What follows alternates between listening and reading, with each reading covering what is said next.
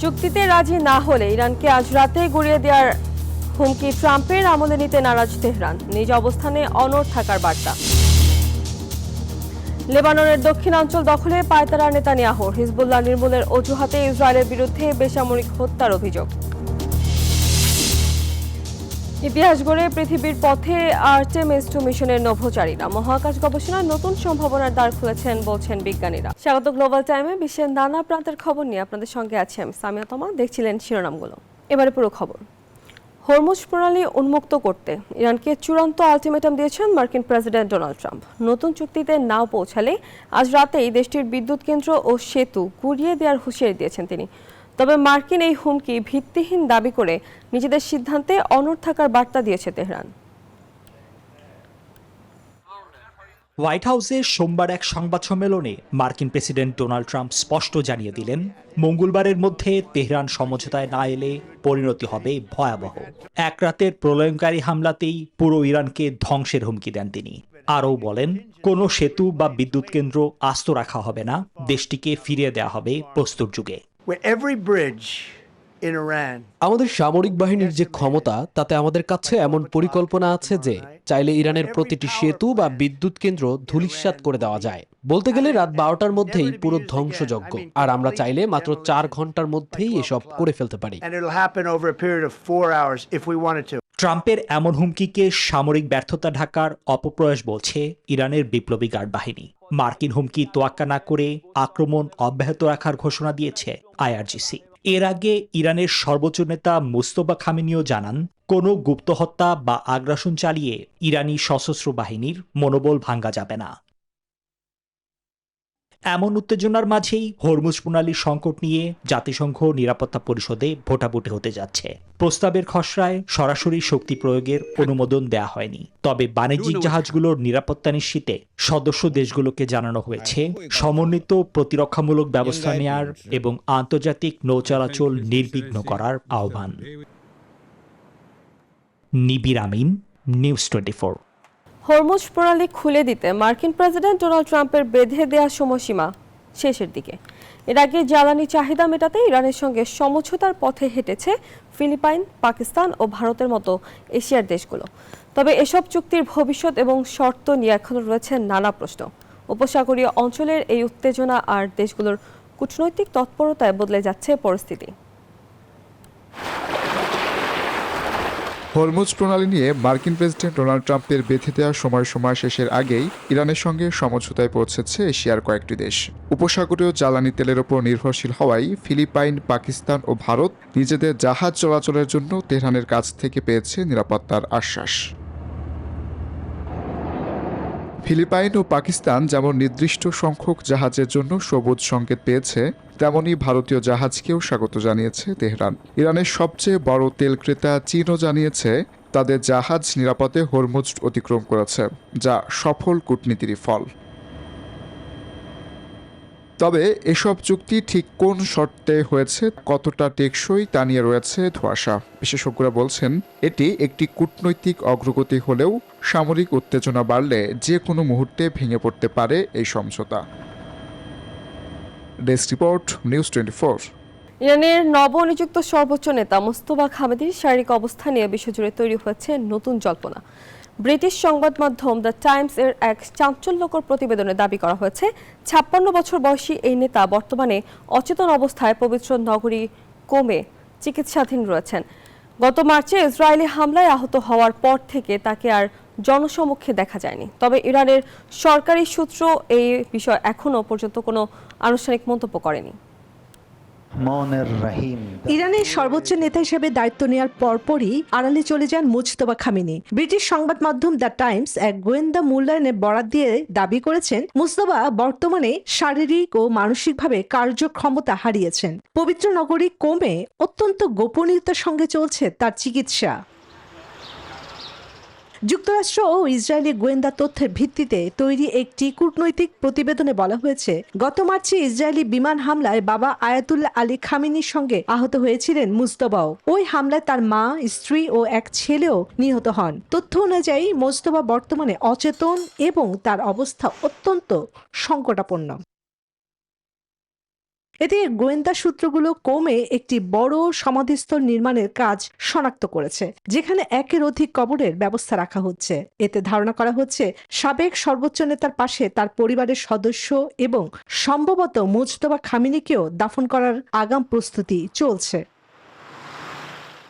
বাবার উত্তরসূরি হিসেবে মনোনীত হওয়ার পর থেকে মুজতবাকে আর প্রকাশ্যে দেখা যায়নি। সম্প্রতি এআই বা কৃত্রিম বুদ্ধিমত্তা দিয়ে তৈরি একটি ভিডিও প্রকাশ করে ইরানি প্রশাসন। দাবি করে তিনি সুস্থ আছেন এবং যুদ্ধ পরিস্থিতি পর্যবেক্ষণ করছেন। তবে ভিডিওতে তার নিজস্ব কণ্ঠস্বর না থাকায় জল্পনা আরও জোরালো হয়েছে।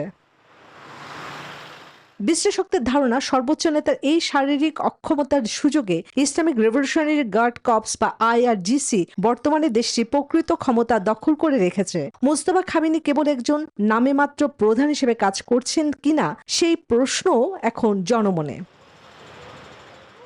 চন্দ্রানী চন্দ্রা, নিউজ 24। মধ্যপ্রাচ্যে চলমান সংঘাতে আকাশ ছুঁয়েছে ডিজেল সহ সকল জ্বালানি তেলের দাম। ঘন্টার পর ঘন্টা লাইনে দাঁড়িয়ে তেল না মেলায় ভোগান্তিতে বিভিন্ন দেশের মানুষ। এতে মুদ্রাস্ফীতি ও মন্দায় জর্জরিত পাকিস্তানিদের দুর্ভোগ যেমন বেড়েছে, গুরুতর সমস্যার সম্মুখীন হতে হচ্ছে উত্তর ফিলিপাইনের প্রান্তিক চাষিদেরও। মুদ্রাস্ফীতির শঙ্কা তৈরি হয়েছে ভারতেও। মধ্যপ্রাচ্যে চলমান সংঘাতের জেরে বেড়েই চলেছে জ্বালানি তেলের দাম। বিশ্বের বাকি দেশগুলোর মতো যার প্রভাব পড়েছে পাকিস্তানেও। হরমুজ প্রণালী বন্ধ হয়ে যাওয়ায় পেট্রোলের দাম 18% বেড়েছে। প্রতিটি পরিবার 1 লিটার পেট্রোলের জন্য তাদের দৈনিক আয়ের 31% ব্যয় করছে, যা গ্লোবাল পেট্রোল প্রাইস এবং আওয়ার ওয়ার্ল্ড ইন ডাটার তথ্য মতে 139টি দেশের মধ্যে 22টি দেশ ছাড়া বাকি সবগুলোর চাইতে বেশি। অন্যদিকে উত্তর ফিলিপাইনের পার্বত্য অঞ্চল বেঙ্গুয়েটের সবজি চাষিরা বলছেন ডিজেলের আকাশ ছোঁয়া দাম তাদের আয়কে অনেক কমিয়ে দিচ্ছে। Sa pag-ani, tulad nito, ডিজেলের মূল্যবৃদ্ধির কারণে রোপণ এবং ফসল কাটা উভয় সময় আমাদের উপর একটি বড় প্রভাব পড়ে। যখন আমরা রোপণ করি এবং পর্যাপ্ত বৃষ্টি হয় না, তখন নতুন লাগানো ফসলে সেচ দেওয়ার জন্য জলের পাম্প চালাতে আমাদের ডিজেলের প্রয়োজন tayo হয়। yung pagdidelibera namin ng gulay namin. তেল বাজারে তৈরি হওয়া অস্থিরতা ধাক্কা দিয়েছে ভারতের উচ্চ প্রবৃদ্ধি ও নিম্ন মুদ্রাস্ফীতিতে। সামনে আরও বড় পতনের আশঙ্কা করছেন বিশেষজ্ঞরা। যুদ্ধ বেশি সময় ধরে চলতে থাকলে ডলারের বিপরীতে রুপির দাম 110-এরও নিচে নেমে যেতে পারে বলে জানিয়েছে বিশ্ব ইকুইটি গবেষণা সংস্থা বার্নস্টাইন। চৈতি রয়, নিউজ 24। হিজবুল্লাহকে নিশ্চিহ্ন করার নামে বেসামরিক লেবানিজদের হত্যায় মগ্ন ইসরায়েল। দেশটির পূর্বাঞ্চলে হিজবুল্লাহ বিরোধী খ্রিস্টান গোষ্ঠীর ওপরও বোমা হামলা চালানোর অভিযোগ উঠেছে IDF এর বিরুদ্ধে। বিশ্লেষকদের মতে হিজবুল্লাহকে ঢাল বানিয়ে লেবাননের দক্ষিণাঞ্চল দখলের পায়তারা করছে নেতানিয়াহুর সেনারা। এই অবস্থায় 2 ভাগে বিভক্ত হয়ে পড়েছেন লেবাননবাসী। এক পক্ষ ইসরায়েলে হিজবুল্লাহর হামলার পক্ষে, অন্য পক্ষ বিপক্ষে। হঠাৎই আছড়ে পড়ে কয়েকটি মিসাইল, মুহূর্তেই ধ্বংসস্তূপ পুরো একটি আবাসিক এলাকা। ধোঁয়ার ধূসর কুণ্ডলিতে ঢাকা পড়ে বিস্তীর্ণ অঞ্চল। হামলার ভয়াবহতা এত বেশি ছিল যে ছোট ছোট কংক্রিটের টুকরো উড়ে যায় আকাশের দিকে। লেবাননের দক্ষিণাঞ্চলের তাইবে শহরের ইসরায়েলি হামলার পরের দৃশ্য এটি। শুধু দক্ষিণাঞ্চলই নয়, হিজবুল্লাহকে নিশ্চিহ্নের নামে নানা কৌশলে বেসামরিক লেবানিজদের হত্যা করছে দখলদাররা। পূর্বাঞ্চলেও চলছে তাণ্ডব। গণমাধ্যমের তথ্য বলছে হামলায় লক্ষ্যবস্তু করা হচ্ছে হিজবুল্লাহ বিরোধী খ্রিস্টান দল লেবানিজ ফোর্সকেও। এতে প্রশ্ন উঠেছে ইসরায়েলের আসল লক্ষ্য নিয়ে। বিশ্লেষকদের মতে লেবানন ভূখণ্ডের বড় একটি অংশ বাগিয়ে নিতে হিজবুল্লাহকে ঢাল হিসেবে ব্যবহার করে পুরো এলাকা সাফ করছে ইসরায়েল। ইসরায়েলের প্রতিরক্ষা মন্ত্রী ইসরায়েল কার্সো বিবৃতিতে এমন ইঙ্গিত দিয়েছেন। এরই মধ্যে 11 লাখের বেশি মানুষ বাস্তুচ্যুত হওয়ার খবর জানিয়েছে জাতিসংঘ।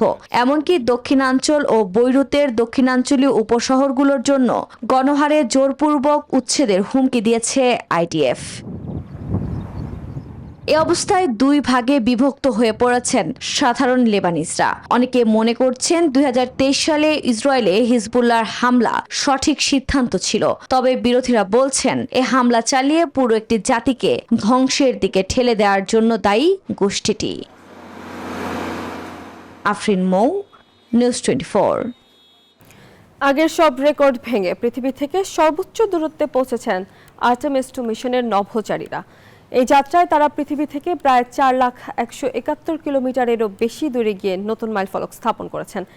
মানব ইতিহাসে এটি এক অসাধারণ অর্জন, যা মহাকাশ অভিযানে নতুন দিগন্ত উন্মোচন করেছে। তবে এই সাফল্যের মাঝেই ছিল এক অপ্রত্যাশিত মুহূর্ত। হঠাৎ করেই কিছু সময়ের জন্য পৃথিবীর সঙ্গে তাদের যোগাযোগ বিচ্ছিন্ন হয়ে যায়। মহাকাশ অভিযানের ইতিহাসে নতুন রেকর্ড গড়েছে আর্টেমিস 2 মিশনের নভোচারীরা। পৃথিবী থেকে মানুষের সর্বোচ্চ দূরত্বে ভ্রমণের নতুন দৃষ্টান্ত স্থাপন করেছেন তারা। অর্ধ শতাব্দীরও বেশি সময়ের পর প্রথমবারের মতো চাঁদের কক্ষপথে ঘুরে আসা এবং পৃথিবী থেকে সর্বোচ্চ দূরত্বে যাওয়ার এই অর্জন নিঃসন্দেহে অসাধারণ। এই মিশনে নভোচারী কেসলি ইয়াং জানান, মঙ্গলবার 7 এপ্রিল বাংলাদেশ সময় ভোর 4:07 নভোচারীরা সর্বোচ্চ দূরত্বে পৌঁছান। কিন্তু অল্প সময়ের মধ্যে মহাকাশ যানটি চাঁদের পেছনে চলে যাওয়ায় 40 মিনিটের জন্য পৃথিবীর সঙ্গে যোগাযোগ বিচ্ছিন্ন হয়ে পড়ে। এমন পরিস্থিতিতে প্রশিক্ষণ ও মানসিক দৃঢ়তায় তারা পরিস্থিতি সামাল দেন। যোগাযোগ পুনঃস্থাপনের পর আবারও স্বাভাবিক হয়ে ওঠে মিশনের কার্যক্রম। নাসা পরিচালিত এই মিশনে 4 জন নভোচারী 50 বছরের বেশি সময় পর প্রথমবারের মতো পৃথিবীর কক্ষপথের বাইরে মহাকাশে ভ্রমণ করেছেন। তারা প্রায় 7 ঘন্টা ব্যাপী চাঁদ প্রদক্ষিণ করেছেন। এর আগে 1970 সালে অ্যাপোলো 13 মিশনে নভোচারীরা প্রায় 4,171 কিলোমিটার দূরত্ব অতিক্রম করে রেকর্ড গড়েছিলেন। আর্টেমিস 2 মিশনের নভোচারীরা সেই রেকর্ড অতিক্রম করে প্রায় 6,617 কিলোমিটারেরও বেশি দূরত্বে পৌঁছেছেন। 1 এপ্রিল উৎক্ষেপণের পর থেকে মিশনটি ধারাবাহিকভাবে বিভিন্ন গুরুত্বপূর্ণ ধাপ সফলভাবে সম্পন্ন করে ইতিমধ্যে পৃথিবীর পথে রওনা হয়েছেন। মিশন শেষে আর্টেমিস 2 নভোচারীদের হোয়াইট হাউসে আমন্ত্রণ জানিয়েছেন মার্কিন president Donald Trump. Chandrani Chandra, news 24। গাজার স্বাধীনতাকামী গোষ্ঠী হামাসকে 7 দিনের মধ্যে অস্ত্র সমর্পণ করতে হবে। সোমবার মার্কিন প্রেসিডেন্ট ডোনাল্ড ট্রাম্পের শান্তি পর্ষদের তরফ থেকে দেয়া হয় এমন সতর্কবার্তা। তবে তা প্রত্যাখ্যান করেছে হামাস। শান্তি প্রতিষ্ঠার তোড়জোড়ের মধ্যেই উপত্যকায় চলছে ইসরায়েলের বোমাবর্ষণ। সর্বশেষ হামলায় প্রাণ গেছে অন্তত 10 ফিলিস্তিনির। চারপাশে কান্না আর আহাজারি। আপনজনের নিথুর দেহ সামনে কান্নায় ভেঙে পড়ছেন অনেকে, কেউ আবার ছুটছেন গুরুতর জখম নিয়ে। যুদ্ধবিরতি লঙ্ঘন করে সোমবার মধ্য গাজায় বিমান হামলা চালায় ইসরায়েলি প্রতিরক্ষা বাহিনী। লক্ষ্যবস্তুতে পরিণত হয় দের আল বালার মাঘাজি শরণার্থী শিবিরও। হামলার আগে হলুদ সীমানা থেকে 50 মিটার দূরে উচ্ছেদ অভিযান চলে। মাথাগোজার শেষ আশ্রয়স্থল রক্ষায় ইসরায়েল সমর্থিত মিলিশিয়ার বিরুদ্ধে সংঘর্ষে জড়ায় স্থানীয় বাসিন্দারা। মিলিশিয়া বাহিনী সরাসরি আমাদের আশ্রয়স্থল লক্ষ্য করে গুলি ছুড়ে বাধা দেওয়ার চেষ্টা করেও থামানো যায়নি। এছাড়া নেতানিয়াহু বাহিনীর চালানো হামলায় প্রাণ গেছে বিশ্ব স্বাস্থ্য সংস্থার এক ট্রাক চালকের। এর তীব্র নিন্দা জানিয়েছে সংস্থাটি। উত্তেজনা প্রশমনে সশস্ত্র গোষ্ঠী হামাসকে ফের 7 দিনের মধ্যে অস্ত্র ছাড়ার তাগিদ দিয়েছে মার্কিন প্রেসিডেন্ট ডোনাল্ড ট্রাম্প পরিচালিত শান্তি পরিষদ। পরিকল্পনা বাস্তবায়ন হলে তেল আবিবকেও উপত্যকা থেকে সেনা সরিয়ে নিতে চাপ দেওয়া হবে বলে উঠে এসেছে নিউ ইয়র্ক টাইমসের প্রতিবেদনে। শান্তি প্রতিষ্ঠায় মিশরের কায়রোতে আলোচনায় বসার কথা রয়েছে শান্তি পরিষদ ও হামাসের প্রতিনিধিদের। তবে আলোচনার আগেই হামাস সাফ জানিয়েছে অস্ত্র ছাড়বে না তারা। নীরব দাস, নিউজ 24। এআই সার্চের নতুন বাস্তবতায় ওয়েবসাইটগুলো নিজেদের ভিজিটর হারাচ্ছে। ফলে সাইট বাঁচাতে কৌশল পাল্টাচ্ছে ব্যবসা প্রতিষ্ঠানগুলো। বিবিসি জানায় 1 বছরেই প্রায় 14 কোটি দর্শনার্থী হারিয়েছে হাবস্পট নামে একটি কোম্পানি। এর কারণ মানুষ এখন গুগল সার্চের বদলে চ্যাটজিপিটির মতো এআই টুল থেকে সরাসরি প্রশ্নোত্তর পেয়ে যাচ্ছে। ফলে ওয়েবসাইটের লিঙ্কে আর ক্লিক করছে না।